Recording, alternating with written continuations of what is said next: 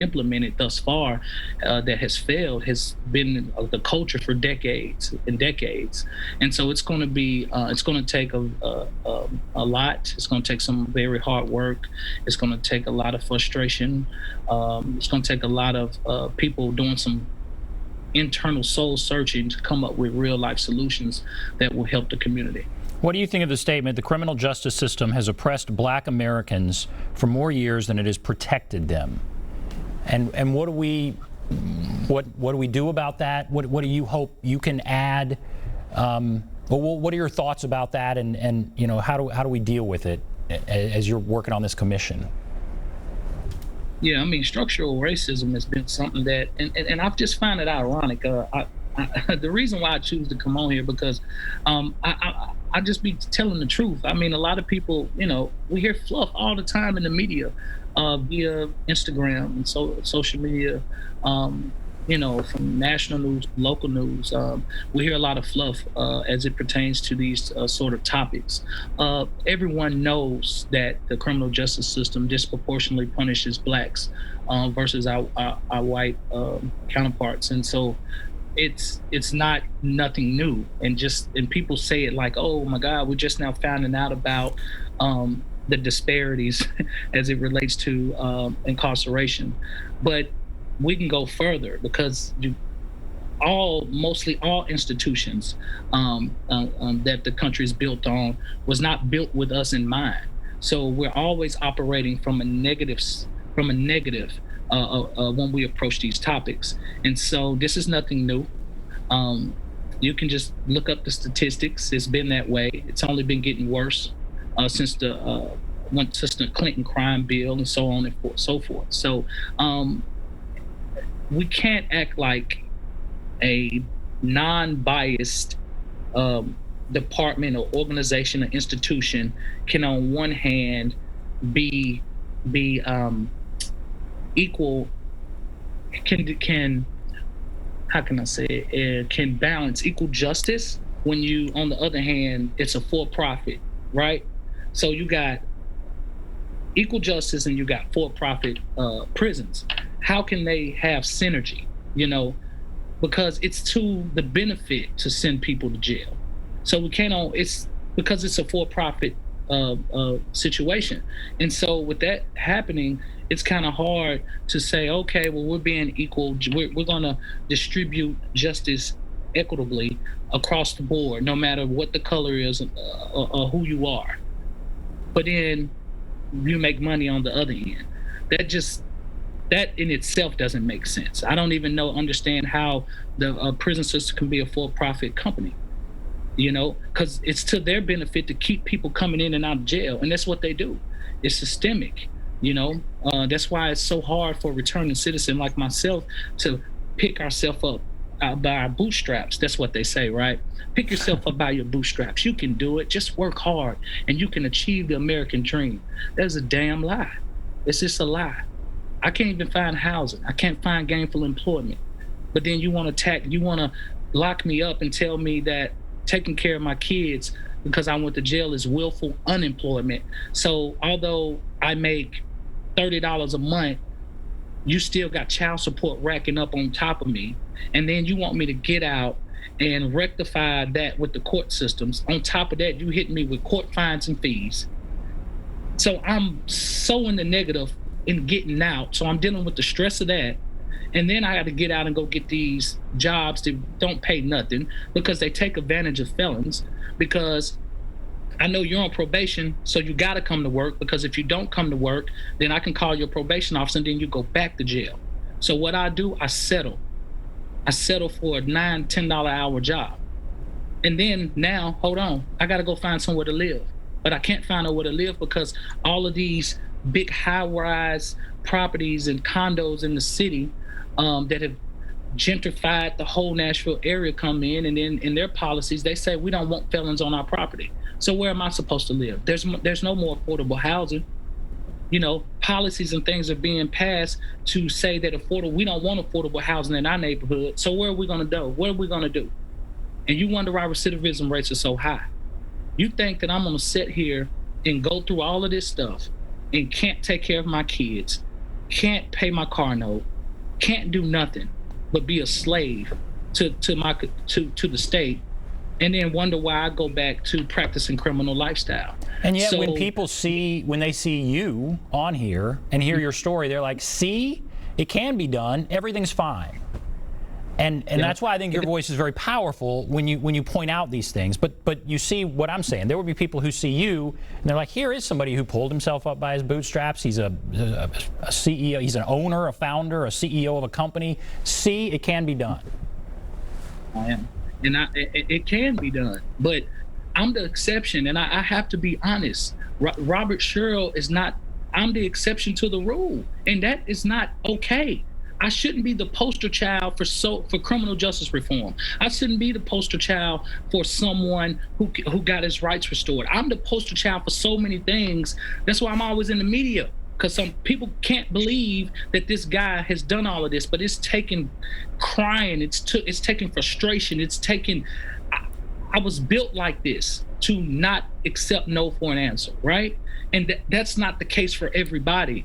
Everybody is not a Robert Sherrill. It shouldn't be that hard for someone to get out and want to rehabilitate themselves and live a life fitting of a citizen of America, right? Because that's what we hear, that the system is about rehabilitation. But you're saying they're just roadblock after roadblock. If we really want to rehabilitate, we could be doing things very differently. Oh man, with ease. I mean, with ease. Transition Pitfalls is an ebook I got coming out. I've started since. So let me tell you. Let me give you a little bit. So the Dream Initiative USA was just formed. Its Dream Initiative stands for Decreasing Recidivism Through Education and Mentorship. My company, it was a for-profit I just formed. We put together a 15-module digital curriculum that's going to go nationwide. We're in talks with the company right now for our curriculum to go nationwide. And basically, what the Dream Initiative's mission is to take a holistic approach to reentry. I'm going somewhere, stay with me. So we need to deal with you a year before you get out. That's technically reentry. And so within that, we deal with your soft skills, your communication, conflict resolution, things of that nature. The things you're going to need to be successful once you get out, because it's a very scary and confusing time when you step out of those walls, when you've been gone so long. So what we do is, once you get out, after you've taken the 15-module digital curriculum, because COVID and things of that nature, we've had to kind of revamp the way we do things, okay? Because hence as to why we're on video now. And then once you get out, you come to a halfway house, a safe space, because the first thing they tell you is you need to change people, places, and things. How do you want me to change the way I think and the way I move when you put me right back in the negative environment that got me locked up in the first place? So we put you in a safe environment, okay? And then we put you in workforce development, right? And so we chose industries that's in the fastest growing industry in the United States, which is construction. So you have choices from HVAC to electrical to brick masonry and things of that nature. So that's the holistic approach. We got your mind, we got your housing, and now we got workforce for you. And then we give you a job after you complete the 300-hour program. So that's my approach to reentry. And that's what I think that is going to help us be successful. All right. And so when people, this is something that I'm putting together, and I don't got no degree from Vanderbilt. I don't got none of that. But you got all these scholars and people with these degrees, and you mean to tell me they can't look at why the recidivism rates are so high and then deduce from that what to do and then implement a strategy that will be effective? You mean to tell me all the minds that are coming together in this city, all the people, both black and white in this city, can't come together and realize that if we can just give them hope and give them an opportunity to be successful, then people will rise to the occasion? I'm not asking for nothing for free. We're not asking you to give us a handout. Give us an opportunity, and then we'll show you what we can do. Do you think those minds don't know, or is the system designed so that some people are just desperate and they have to take these jobs? And is the system designed that way? Do you think all these heavy hitters, all these smart people just don't know, or for years have they kind of known and haven't wanted to change it? I think, well, I know for a fact I have a lot of these conversations, a lot of them, and with different groups of people. I mean, with people that are super rich, with people that medium, black people, white people, and it's all the same. You got a group of people who just don't want to know or don't want to accept the reality of the situation. Right, the facts are staring them in the face, but they act like they don't see it. But they like, oh my God, I want to help, but I don't know how. But the facts are staring them in the face. So I deal with those people.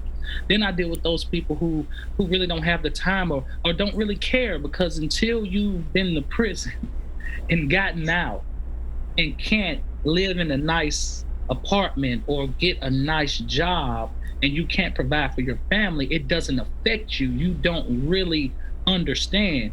You're sympathetic to the situation, but you're not empathetic to the situation. It's two different things. Okay.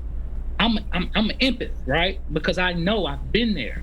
So it's different from me. That's why I'm passionate. That's why I fight every day. That's why I'm here at 7 o'clock. I could be at home with my kids, but somebody needs to hear the reality of what's going on in this city. And so I say all that to say, people know what's going on. They don't want to change it. It's profitable. There are no more excuses when people arise to the occasion. You can't say, oh my goodness, all people getting out, you gotta watch them, you can't hire them, you gotta put a bond on them, you can't trust them to work because they might steal something. I've never used the corporate bond, the bonding policy that they put forth. So if you get out and you hire a felon, we give you a little bond. Like, it's a joke at this point. And so instead of talking about it, here, the Dream Initiative, we're being about it. And so here we are at this moment where there is talk of police reform in our city. We're about to get a new police chief. We've seen change there, turnover there. There are certainly marches. There's more focus on this than ever. Is this a moment where there will be real change? And I'll ask you just about Nashville. Is this a moment where you feel like there will be real change, or is this a moment where we'll just talk about it and there won't be real change? You know, the God in me, right? I'm gonna always hope for the best or prepare for the worst, right? I'm gonna always hope that statement will be true, right? But then again, I look at the history of tragedy and events that have happened over decades and centuries, right? We have a tendency to get in an uproar, but it's not. We don't sustain the level of engagement long enough, right? So George Floyd, it was great.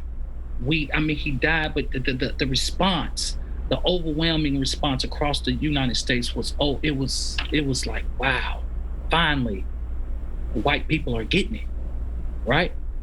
But after 2 or 3 weeks, stuff calms down, but then it happens again, and then we're back up.